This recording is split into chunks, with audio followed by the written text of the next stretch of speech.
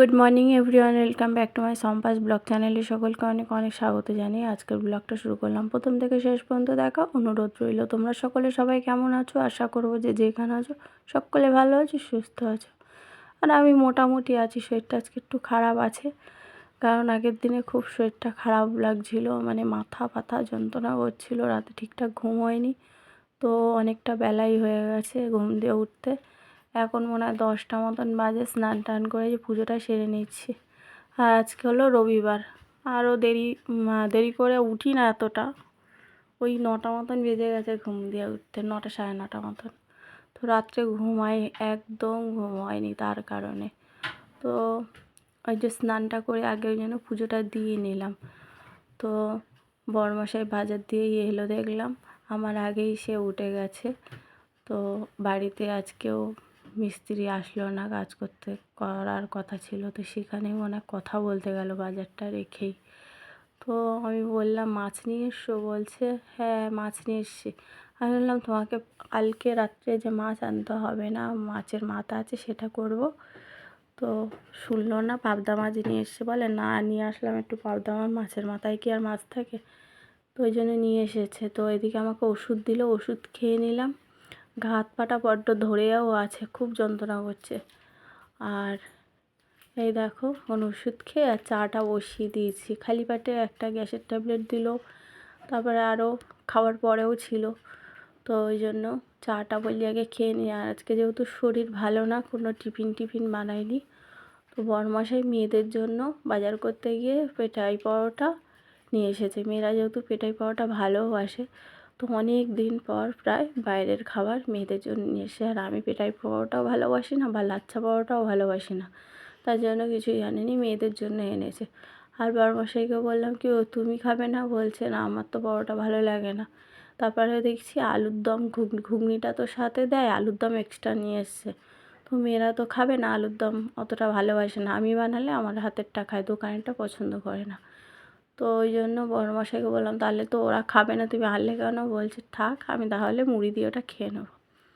তো চা করে নিয়েছি, আর আমি চা দিয়ে শুধু মুড়ি খেয়েছি। আর একটা ওই আগের দিনে সেই কিনে এসেছিলো লাড্ডু না কি, সেইটা খেয়ে নিলাম। তো আজকে মানে সকালে টিফিনটা এই হলো। আর এইদিকে দেখো আমার বরমশাই, আমার যেহেতু শরীরটা খারাপ, নিজে রান্না বসিয়ে দিয়েছে। আর এই দেখো আমার এইটা পরে নিয়েছে গায়ে। তো যেহেতু তেল ছেটে, পাবদা মাছ তো প্রচণ্ড তেল ছেটে, তাই বলছে একবার একটু ভিডিওতে দেখাও আমি কেমন রান্না করেছি। তো রান্নাটা খুব সুন্দর হয়েছে, কিন্তু কি বলো তো, কাইটা একটু কম হয়ে গেছে। যদি একটু পেঁয়াজ টমেটো একটু গ্রেট করে দেওয়া যেত তাহলে ভালো লাগতো। আসলে কুচিয়ে দিয়েছিল তো পেঁয়াজগুলো, আর বড় বড় কুচিয়েছে, সেই আর কি গ্রেভি ভাবটা আসেনি। তো আর বড়মশাই রান্না করা মানে ছুরি এইসবগুলো লাগবে, তো ওই দিয়েই কাটে, বটিতে কাটতে পারে না। তো ওই জন্যই চাপড়টা বলছি, ছুরিটাও বের করা আছে। তো আর এটাও বের করা আছে, আলু ছোলানোর ওইটা। আর এই দেখো এখন এবারে কিন্তু আমি চলে এসেছি রান্না করতে। আমার বড়মশাই বলছে আর কি কি করতে হবে বলো, আমি করে দিচ্ছি। আমি বললাম তোমার করতে হবে না, আমি করছি, তুমি একটা মাছ তো করেছো। তারপরে না মাছের মাথাটা দিয়ে ভেবেছিলাম মুড়ি ঘন্ট করব। কিন্তু গোবিন্দভোগের চালটা দেখি বাড়ন্ত, বড়মশাইকে বললাম আনতে, আমার বড়মশাই খেয়াল করেনি, দোকানে গেল আলু পেঁয়াজ টেয়াজ আনলো, কিন্তু গোবিন্দভোগের চালের কথা যেটা বলেছি শুনতে পাইনি। তো তাই ভাবলাম কি করব, মাছের মাথা দিয়ে ডাল করে নিই, নাহলে মাথাটা আবার বেশি দিন রাখলে, আর আমরা তো যেহেতু খাইও না না, তো বেশি এনেছিল, ওই সব একদিনে সব রান্না করে নিলে শরীরও তো খারাপ হবে, তার কারণেই আমি রেখে দিয়েছি। আমার বড়মাসি এরকমই, আনতে বললে মানে একদম ধরে নিয়ে আসবে, বুঝেছো? তো ওই কারণে এই জন্য দেখো মুগের ডালটা সেদ্ধ করে নিয়েছি, নিয়ে আর ওদিকে মশলা দিয়ে কষে নিয়েছি। মাছের মাথাটা যেহেতু বাসি, তাই জন্য আর এমনি ডাইরেক্ট ডালে দিইনি। সেবারে করেছিলাম ডালের মধ্যে এমনি মাথাটা ভেজেই দিয়ে একবারে ঘেটে নিয়েছিলাম, কিন্তু এবারে বাসি যেহেতু ভালো করে কষিয়ে নিয়েছি মশলার সঙ্গে, দিয়েই তারপরে ডালটা দিয়ে দিলাম। তো এখন ভালো করে ডালটা ফুটবে, তারপর একটু মিষ্টি দেবো, হয়ে যাবে। আর ধনেপাতা আছে, দেবো না, এর মধ্যে যদি কাজু আর কিশমিশ পড়তো আরও ভালো হতো, কিন্তু আছে, দিতে পারবো না। এই যে মেয়েরা খায় না, বেছে বুচে তুলে দেবে, এই কারণে। তো এই জন্য আমি দেবো না, থাক। আর পায়েসে দেখবে কাজু কিশমিশ না হলেও মানে অসম্পূর্ণ লাগে, কথাও উল্টোপাল্টা হয়ে যাচ্ছে। ওই জন্য আমাকে পায়েসে খাক না খাক পায়েসে দিতে লাগে কাজু কিশমিশ। তো এই দেখো এখন আমার রান্না কমপ্লিট। এই যে আমার বরমশাই বগুন বগুন বগুন বলছি বেগুন দিয়ে পাবদা মাছের তেল ঝাল করেছে। এখানে আমি উচ্ছে, কুমড়ো, আলু, সজনা ডাঁটা সব কিছু দিয়ে একটা চচ্চড়ি মতন করেছি, মানে তেতো ভাব। আর হলো জ্বরের মুখ তো, তেতো তেতো খেতে ইচ্ছা করছে তার কারণে। তারপরে এই দেখো দুভাগে আমি যেমন তুলে রাখি, আমার বড়মশাই দুভাগেই তুলে রেখেছে। এই যে যেটা রাখলাম সেটা কিন্তু এবেলার, আর আগে যেটা রেখেছি সেটা ওবেলার। তো বড় মেয়ে নেই, বড় মেয়ে আবার দিদুর বাড়িতে গেছে, প্রজেক্টের কাজ করতে পারছে না আর বোনদের জ্বালায়, তাই জন্য চলে গেছে দিদুর বাড়ি শান্তিভাবে করার জন্য। তো ওই জন্যই অল্প অল্প করে নিতে হবে। আর একটু আলু ভাজা করে নিয়েছি ডালের পাতে খাবো বলে। তারপরে খাওয়া দাওয়া সব কমপ্লিট হয়ে গেছে। বরমশাই আর দুই মেয়ে মিলে ঘরে শুয়ে শুয়ে টিভি দেখছিল খাওয়ার আগে গোপাল ভাঁড়, আর বিছানা ঘেটে করে দিয়েছে। তো আমার তো সেটা পছন্দ হয় না, তাই জন্য একবারে বিছানাটা আবার গুছালাম। মানে গুছানোর মধ্যে চাদর ফাদর পুরো গুটিয়ে দিয়েছে, বালিশ বালিশ ছড়ানো ছিল, এবারে যে পর্দা দেয়নি সেগুলো একবারে দিয়ে নিলাম। যা মশা না হলে দিয়ে একটু ঝেড়ে ঝুড়ে গুছিয়ে নিলাম। আবার আসবে যেই কি সেই হয়ে যাবে। একটু বেরিয়েছে বরমশাই কাজের জন্য, তাই খেয়ে দেয়েই বেরিয়ে গেল। আর দুই মেয়েকে এই ঘরে শুতে দিয়ে দিয়েছি, ঘুমিয়ে পড়েছে। আবার বলছে বাপি আসলে আমাকে ডাক দেবে, এখনও আমি একটা বই দেখব।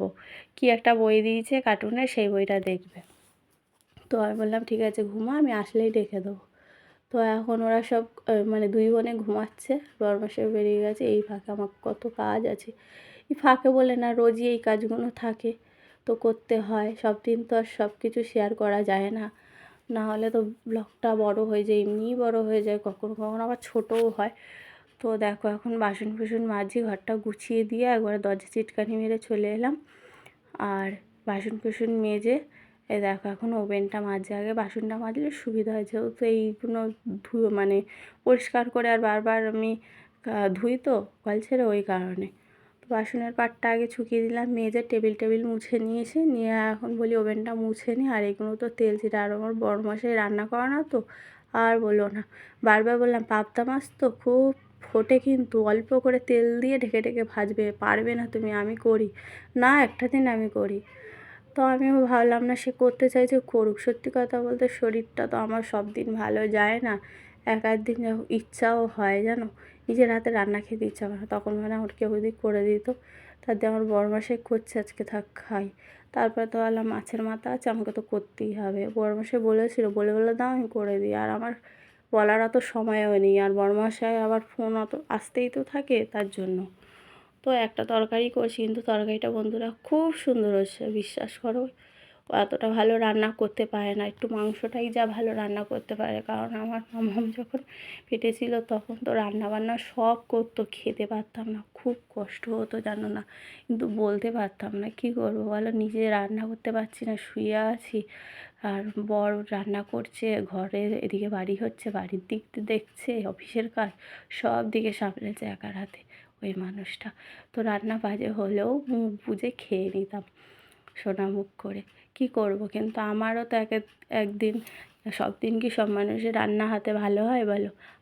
আমরা যতই ভালো রান্না করি না কেন, এক আধ দিন দেখবে কিছু না কিছু প্রবলেম হয়, নুন ঝাল ঠিক থাকে না। কিন্তু আমার বরমাসে কখনও আমাকে আজ পর্যন্ত বললো না শম্পা এইটা ঝাল হয়েছে, এটা নুন হয়েছে, এটা নুন হয়নি, কখনও বলে না। আর প্রত্যেক দিনই বলে রান্নাবান্না খুব ভালো। আর যবে থেকে আমার সাথে বিয়ে হয়েছে তবে থেকে তো মানে বিয়ের আগে থেকেই আমার বড়মশাই আমার রান্না খাওয়ার জন্য পাগল ছিল। আমরা যে বাড়িতে থাকতাম সেই বাড়িতেই ভাড়া গেছিলো, আমরাও যেই বাড়িতে ভাড়া থাকতাম সেই বাড়িতেই আর কি, আমাদের নিজেদের বাড়ি ছিল না কখনো। কারণ আমার তো নিজের বাবাই নেই। আমার বাবা কত ছোট্টবেলায় মানে নিরুদ্দেশ হয়ে গেছে, যখন আমার 5 বছর বয়স। আমার মা কাজ করে লোকের বাড়িতে আমাদেরকে মানুষ করেছে, আমাদের আর নিজের বাড়ি থাকবে কী করে বলো বন্ধুরা? তো ওই জন্যই ভাড়া গেছিলাম আমরা যে বাড়িতে, ওরা দুদিন আগে ওই বাড়িতে ভাড়া গেছিলো। ওই বাড়িতে ভাড়া গিয়েই আমাকে পছন্দ করেছে। তো এখন দেখো সন্ধ্যা হয়ে গেছে, তো চলো সোনাইকে খাওয়াবো, আর চাটা করতে হবে, চুল টুল বেঁধে দিয়েছি। ওকে আগে খাইয়ে নিই, তারপরে একটু নেচে নিল যেই ক্যামেরা অন করেছি। আর যেটা বলছিলাম, ওই ভাড়া বাড়িতে গিয়েছিলাম যখন, ওরা দুদিন আগে গেছে, আমরা তার আগের দিন তারপরে গেছি। তো গিয়ে ওখানে ওরকম আমাকে পছন্দ করেছে, যেতে পারলাম না দুদিন, হয়েছে, মানে ধরো পেছনে লাগা শুরু হয়ে গেছে।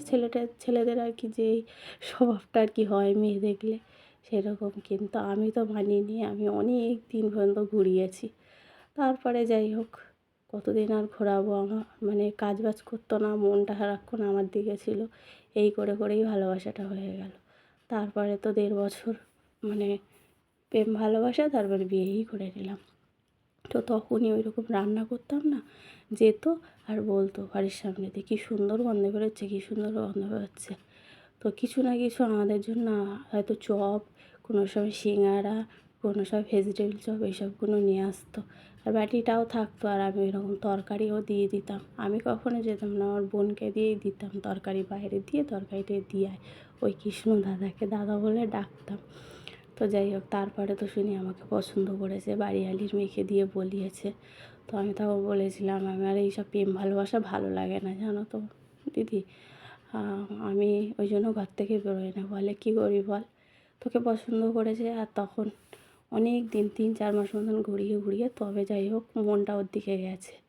তো তারপরে দেখলাম ভালো ছেলে। তারপরে আমার মাকেও ডাইরেক্ট আবার বলেছে আপনার মেয়েকে আমার ভালো লেগেছে, এই বা এই ওই এইসব বলেছে। তারপরে 4-5 মাস পর ব্যাস চলে গেল বাইরে শিলিগুড়ি কাজ করতে। সেই যে গেল, তারপরে ওখানেই থাকতো। এবার আসামে হলো কাজ, আসামে করতো। তারপরে তো ওকে বিয়ে করে একবারে নিয়ে চলে গেল আসামে। আসামে আমি 6-7 মাস থেকেছি বিয়ের পরে। তারপরে এখানে ট্রান্সফার হয়ে গেছে বর্মশাই, চলে এসেছি সেই থেকেই এখানে। তো এই দেখো এখন মেয়েকে দেবো লাড্ডু, আর ওই যে লবঙ্গ লতিকা নিয়ে কী বলে ওইটা নিয়ে সেই প্রথমবার খেয়েছি, প্রচণ্ড মিষ্টি কিন্তু খেতে ভালো। এত মিষ্টি আমি খাই না কখনো। তো ওটা মেজো মেয়েকে দেবো। আর বড় মেয়ে বলছে আমি কিচ্ছু খাবো না, দিদুর বাড়ি থেকে খেয়ে এসি না, পেটটা ভার। দিদু ঠেসে ঠেসে খেতে দিয়েছে, আর ও চলে এসেছে। তো ওই যে ওকে দিলাম, ও না একটুখানি খেয়ে ওর বাপিকে গিয়ে দিয়ে এসছে, আর লাড্ডুটা নিজে খেয়েছে। আর বাকিগুলো এখন তুলে রাখবো। এই যে চা হচ্ছে, এখন দুজনে খাবো।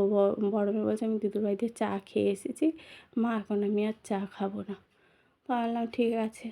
তো দিদির বাড়িতে খেয়ে এসছে, এখন খাবে না, তাহলে ওই জন্য আমাদের মতন চা করে নিলাম। চা আর একটু সন্ধ্যেবেলায় মুড়ি খাবার। সোনাইকে, সোনাইয়ের বাপি পড়াচ্ছে। আমার কাছে এখন পড়তে চায় না, এখন এমনিতে আছে, বাড়ি আছে বলে না। সবসময় পড়তে বসলে বলবে মাম্মি পাপা আসুক তারপরে পড়বো। আর একটু আমি মারলাম, দেখো নেমে যাচ্ছে।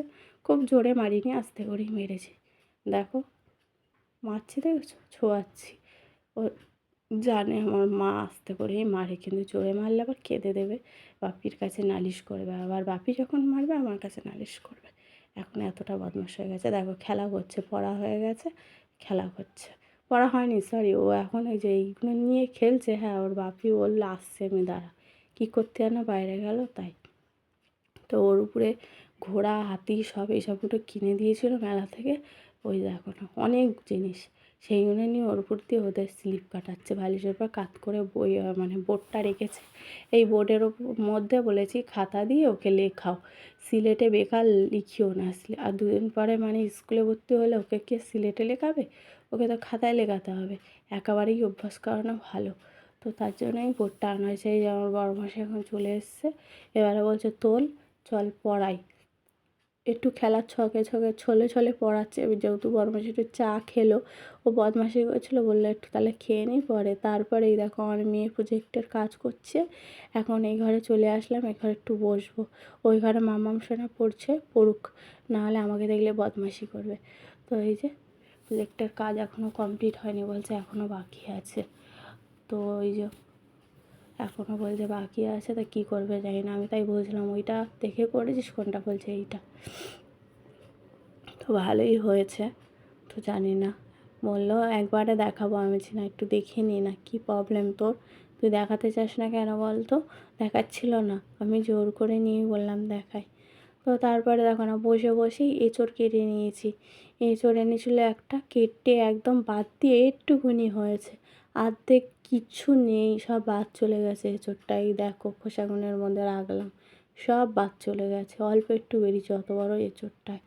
তো কেটে নুন হলুদ দিয়ে ভিজিয়ে রেখেছি, কালকে করতে সুবিধা হবে। কাটাকুটি জানো তো একটা সমস্যা হয় এঁচড় টেঁচড়, ওই জন্য কেটে গুছিয়ে রাখলাম হলুদ জলে আর একটু নুন দিয়ে। এখন এরকম থাকুক, ফ্রিজে আর রাখবো না। আর হচ্ছে গিয়ে বটি ফটি একদম আঠা আঠা হয়ে গেছে, সেগুলো মেজে ঘষে পরিষ্কার করে নিলাম।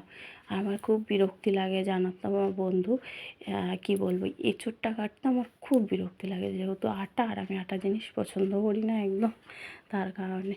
তো চলো, আর যে এখন এগুলো সব আমার বড়মশাই ফেলতে যাবে, তো আমি এগুলো এখানে রেখে দিচ্ছি, নাহলে মাম্মা এসে আবার হোঁচট খাবে, দৌড়াদৌড়ি করে তো। তো চলো বন্ধুরা, আজকের মতন তাহলে ভিডিওটা এখানেই রাখবো। আর কি বলবো, দেখো ঘড়ির কাঁটা কটা বাজে, দেখেছো?